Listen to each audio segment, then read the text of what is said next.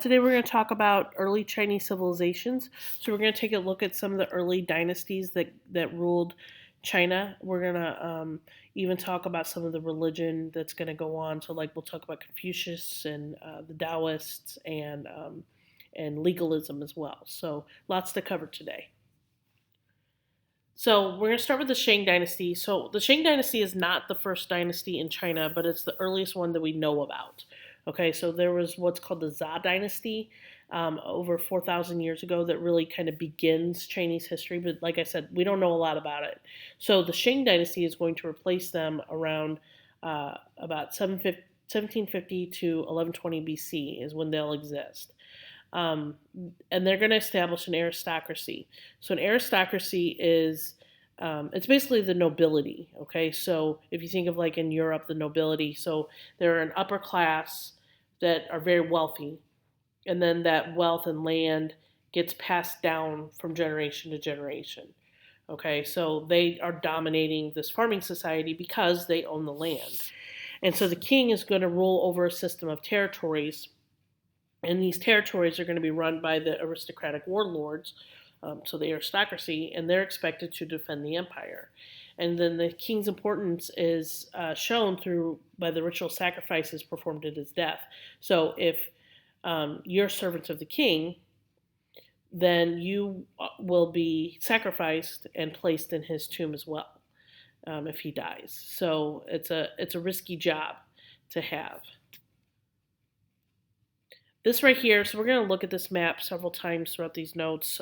So the light part here, this is all present day China. And then this obviously includes present day China, but this is the extent of the Shang dynasty, the land that they controlled. Okay, so the Chinese believed that supernatural forces could help with worldly life. So to get this help, priests would read oracle bones. And what they would do is a king would write a question to the gods and he'd etch it on a bone. And then they would heat that bone up, and then the priest was in charge of interpreting what the cracks in the bone mean. And then the Chinese also believe strongly in life after death. So you can see this if you've ever seen the movie Mulan. This is what this is from. You can see this reflected in that movie. So they venerated their ancestors. The Europeans called this ancestor worship. And basically, they believed that the spirits of their ancestors could bring good or bad fortune to their family. The annual festival called Qingming means clear and bright, was for the ancestors. And they still do this. And it's really similar to the Day of the Dead that's celebrated in Mexico. So families clean the family graves and they bring food to their ancestors. They make altars like this here that have the pictures and things of the deceased that they liked and things like that. And then the Shang's bronze objects are among the most admired creations of Chinese art. So they're going to create art in bronze, which is depicted here, and they're going to basically this was during the Bronze Age. Okay, so they're going to make a lot of art, and then we see because they're doing that, they have extra bronze lying around, so they're not just using it for war. Okay, so the Zhou dynasty. So the leader of the Zhou territory is going to revolt against the Shang king. So that was an aristocrat, and they're going to establish the Zhou dynasty. So that's going to last from 1045 to 256 BC. So the Zhou king continued the Shang political structure, the royal duties, but he's actually going to expand the bureaucracy. So they kind of spread this rumor that the king was connected to heaven and earth. So his most important job was to perform rituals to strengthen the link between heaven and earth. So the king is kind of replacing a lot of those priests. So those priests are losing power, and the king is gaining that power. So this right here, like I said, this is the Zhou dynasty. So you can see how much it's expanded already into present day China. And it's getting a lot bigger. We're going to start to see a big wall start to get built here pretty soon on these maps. So the Zhao dynasty claimed that it ruled by what was called the mandate of heaven. So heaven kept order in the world through the Zhao king. And so the king was expected to be virtuous and to rule with goodness and efficiency. So this was called the way. The proper way was called the Tao. Okay, and if he did this, then the gods would be pleased. And so things like a bad harvest might be a sign that the gods were not necessarily pleased with the king. And so, because of this idea of mandate of heaven, that king could be overthrown because obviously the mandate of heaven is no longer favorable to that king, so it's time to get a new king. And so this idea is closely tied to dynastic cycles. So there's going to be a lot of different dynasties going on as a result of this idea of the mandate of heaven.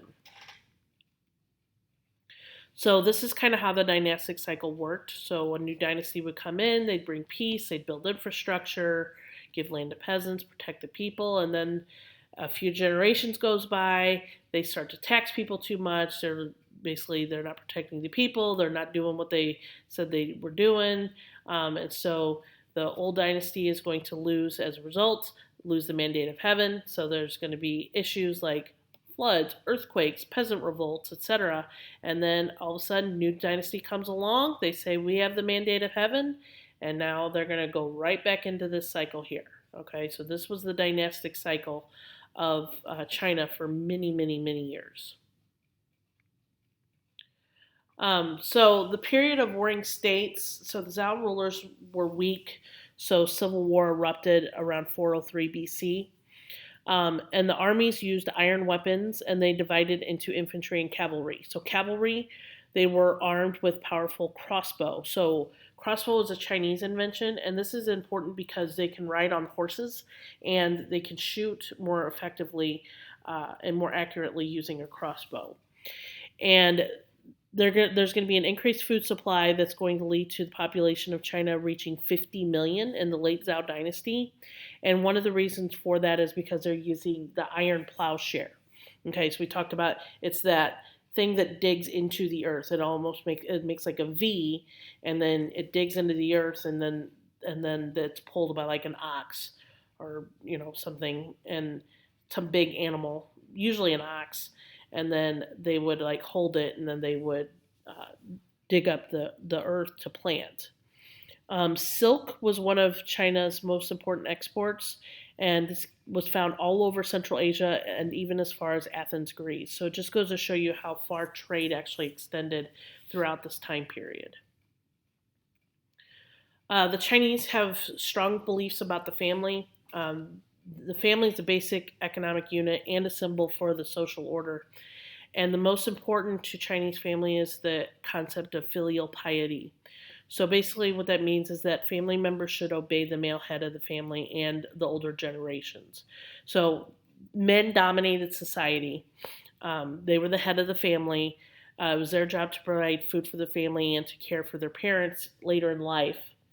And as a result of that, men also governed the society, and they were the warriors and the scholars. Women stayed at home and raised the children. Okay, and this is going to be true for a lot of this class. When we talk about relationships between men and women, the man is the dominant, the woman is the submissive. The most important contribution from the Zhao dynasty is going to be their writing system.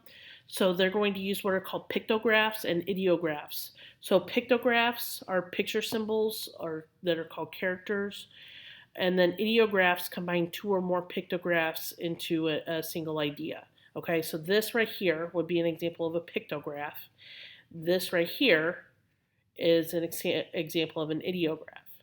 And so each character is associated with a sound.